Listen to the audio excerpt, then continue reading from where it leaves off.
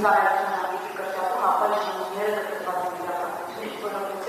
ադրբեջանական շարունակում է սպառազինվել, վերաբերել հասարակական սպառազինություն եւ ապահովություն է անձնակազմը։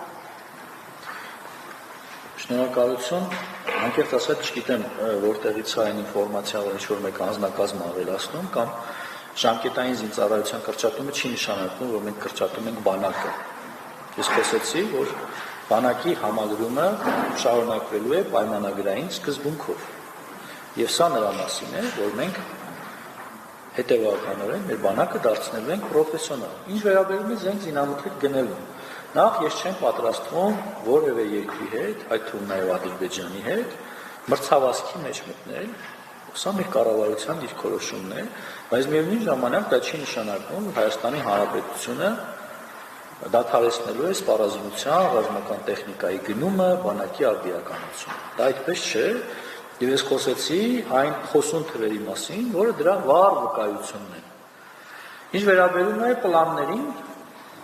պլաններ A, B, G միշտ զինված ուժերը ունենում են, բայց չեմ կարծում, որ հիմա կա ինչ-որ մեր այս պահի քաղաքականության եւ իրականության մեջ դիսոնանս, որտեղ մենք պիտի պլան B կամ պլան G քննարկենք կամ գնահատենք։ Կարծում եմ ամեն ինչ գնում է այնպես, ինչպես եւ մենք կանխատեսում ենք։ Շնորհակալ։